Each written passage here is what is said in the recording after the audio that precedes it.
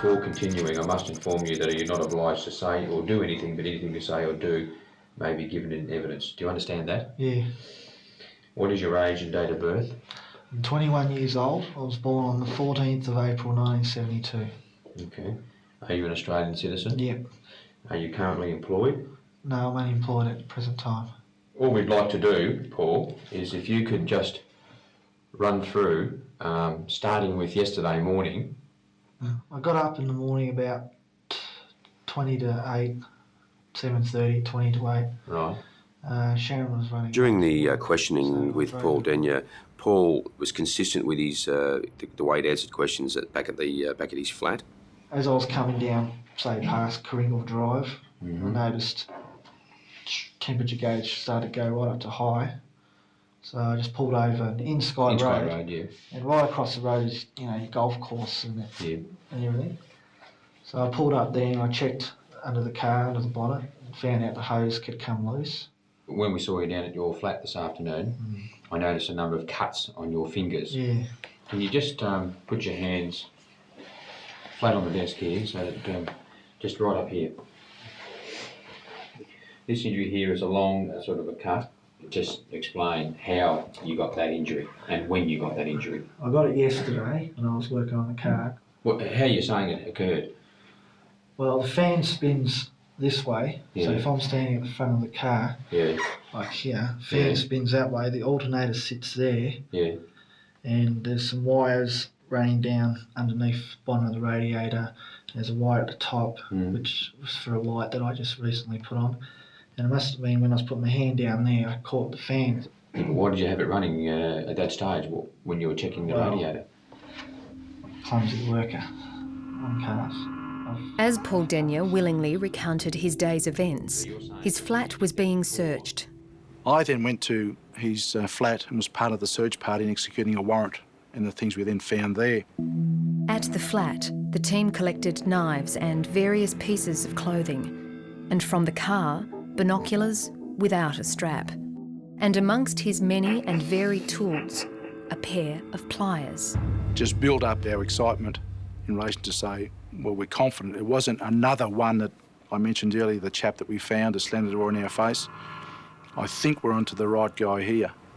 To know that, those pliers were taken to the forensic laboratory where they were used to cut sample pieces of wire. Every pair of pliers has its own individual and distinctive cutting edge, just like every person has an individual fingerprint. Any wears or imperfections on the blade are reflected on the ends of the wire it cuts. So when these sample wires were examined under a microscope against the cut wire brought back from the bike track, they matched. Are you aware that a girl was found murdered in Frankston? Yeah. Today being Saturday? Yeah. When did you first become aware of that? Well, I saw some police cars and everything when I was driving up Sky Road this morning, and SES workers. So you saw SES workers and all that in Sky Road? Yeah. And they had some white tape across the walkway. And I saw you. You sorry, you saw me? Yeah, I saw you, and I saw the other guy. And that was, what were you doing when you saw that? Where were you going, or what were you doing? Oh, we were going up to the wreckers. He seemed to be able to have an answer for every occasion, where he was, what he did, which certainly gave rise to suspicion because nobody has that sort of recall, in my view. Yeah. More disturbingly, Paul Denyer could recall every minute of every hour on the very days that Elizabeth, Debbie and Natalie were murdered.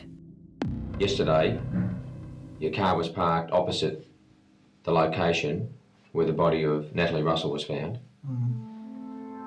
On the night that Debbie Freem disappeared, you walked over to Kennedall Railway Station, missed the train and walked back. And on the night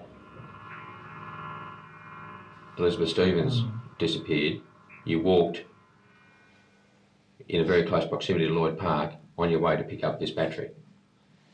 Do you think that's fairly coincidental? Yeah, it is. In all the circumstances? Yeah.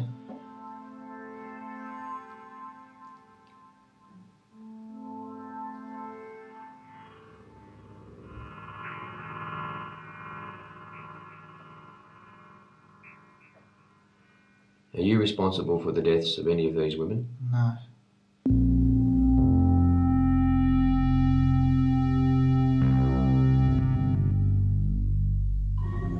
Police were continuing to interview their prime suspect, Paul Charles Denyer. Not only was his car in close proximity to the murder scene of Natalie Russell, but his flat contained evidence that linked him to that scene. His hands also had suspicious cuts. A sample of your blood is requested for the purpose of confirming or disproving your involvement in these matters. We asked Paul for a blood sample and a sample of other tissue so we could establish a match between skin found at the post-mortem of the Russell victim and himself, so we could tie him to the murder. All right, we're just going to suspend the interview for a short time. Is there anything else you want, like a cup of coffee or a glass of water? Yeah, I would like another cup of coffee. Yeah. How do you have your coffee? White with 2. All right, I'll get you a cup of coffee, all right? Just have a short break. At that particular time when he was sitting there, he was starting to realise now that blood samples were being requested and the DNA may link him to the scenes, and he knew that we didn't believe any of his story. Do you think that's fairly coincidental? Yeah, it is. In all the circumstances? Yeah. I think he knew that the game was up, so to speak, and whilst we're waiting for our forensic experts to come and take various samples, Detective Darren O'Loughlin was looking after Paul, and Darren was wearing a cross that you could see through his shirt, and Paul asked him if he was a Christian, and conversation ensued about that. You spoke to Detective O'Loughlin here, and you told Detective O'Loughlin that you were responsible for the murders of the three women. Is that correct? Just tell us in your own words, Paul, what happened in relation to the death of Elizabeth Stevens at Langwarrin.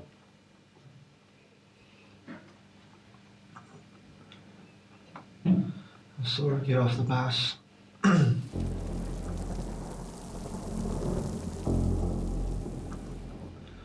I walked up behind her, stuck my left hand around her mouth like this and held a gun to her head right here.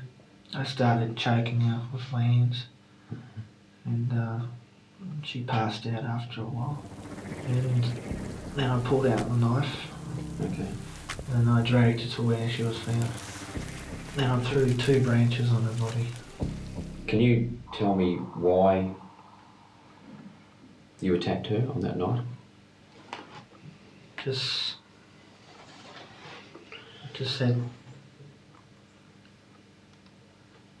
had the feeling, that's all. What sort of feeling? Can you possibly describe it, where you had this feeling? Just wanted to kill. Once he'd made the decision to admit the offence, he was, he didn't hold back anything. You could see that he was very willing to recount everything that had occurred. Yeah. Okay, can you tell us what happened here? Well, the car was sitting over there. This is Debbie Freem's car we're talking about. Yeah, Pulsar. Right. I was walking down this road here. Right. Saw her jump out of the car. Yes.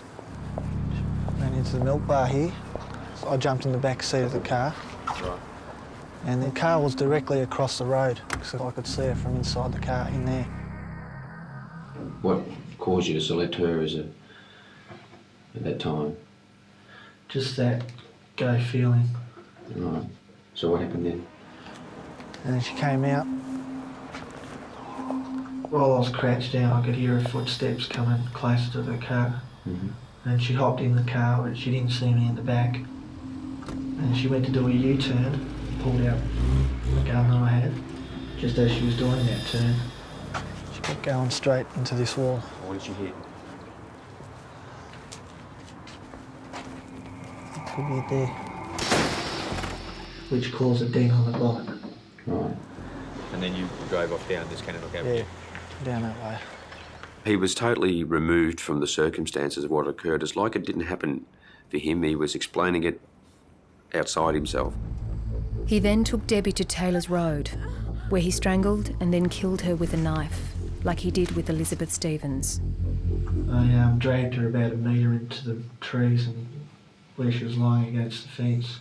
And I broke off 2 branches off the nearest tree and threw them over her body. And I hopped back in the car again and I adjusted the seat to match my height, because she was a lot smaller than me, and headed back Madden Street. Why to Madden Street? Wasn't too close, wasn't too far from home. The next morning, just as witnesses described, Paul Denyer went back to Debbie's car and grabbed her groceries and purse. I wanted to see what her name was and everything out of her wallet, so... Right. I took it up to the golf course and buried it. So you'll be able to show us where that is? Exactly. Okay, would you be able to find the spot? Alright, I'll find it. You've brought us up the track to this point where you've just kindly cut the fence open for us. Yep. This is the area in here where you've indicated the purse is. Yes. He's digging around and, you know, like, really, we could have just said, relax, Paul. It'll be here. If you say it's here, it'll be here, you know.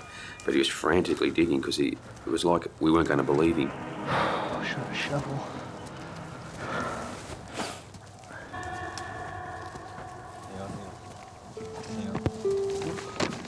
Just hold it there. Just shake a bit of the mud off if you can, mate.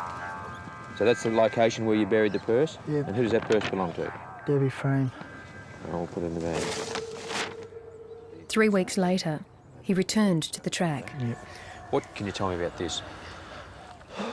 I went up there earlier that day and cut the holes in the fences. What did you use to cut the holes in the fences? Pair of pliers. I stood here and watched Natalie Russell walk around the corner. And then I went through this hole and waited behind the trees there. Right. Until I saw her walk past here and heading that way. Right. And when she got about 10 metres down the track here, I came out of the fence. As we're walking along here, are you still maintaining that distance behind her? No, I was getting closer each time. I walked along the grass like this and make a sound. So you wouldn't be heard? Yeah. I was armed with a red-handled knife. Where'd that come from? From my place. Is that all you had? Yeah. Just a red-handled knife? Oh, and a leather strap. You would have found it at the scene, in 2 pieces. What was that used for? Strangling. What was that from? There was a strap off a pair of binoculars I had at home. I grabbed her here around the mouth, left hand, like this. Yeah. I dragged her through here. Absolutely no remorse for what he did. The candour of his confessions were chilling, and the way he was able to describe what he'd done to these poor victims without any sort of emotion, it was quite an amazing journey. What did you want to kill her for?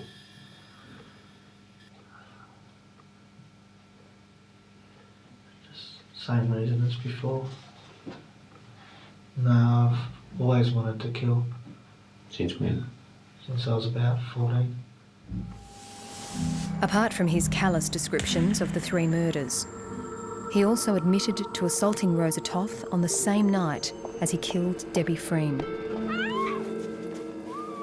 This is some weeks after Elizabeth Stevens. Yeah, I was just, like every day, I was just going up, boiling up, till I got to that stage. Were you armed with the same weapon? Exactly the same. Exactly the same weapon? Was that the weapon you used when you first approached Elizabeth Stevens? Yeah, that's the one. And the same with Deborah Freem? Yep. Same as the woman at Seaford Railway Station? Yep. If that lady hadn't have got away, what would have happened to her? I would have killed her. Rosa wasn't the only lucky one. I've been stalking women for a few years. Right. In Frankston. Just waiting for that opportunity. Right. Waiting for the sign. Right. Paul Denyer's confession had lasted just over 5 hours. 21-year-old unemployed man Paul Charles Denyer was charged at the Frankston police station at 9 o'clock this morning. The station was under tight security as Denyer was driven away in a divisional van escorted by a second police car. When I went back up to the task force room, I can assure you there was absolute elation. There was cheering and, quite a lot of, positive comments being made. And I suppose, given all the time we'd put in, the victims that I'd seen, the elation was just so great. We all went back to, in the early hours of the morning, to a hotel, had a couple of beers in the wee hours of the morning and went home.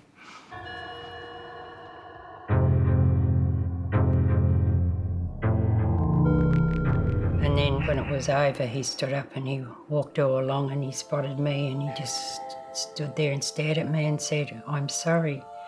And I thought, well, you can lie to me, but you can't lie to God.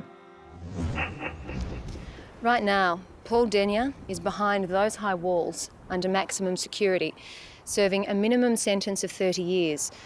So, having murdered 3 young women and abducting another, Denyer could be out on the streets at the age of 51.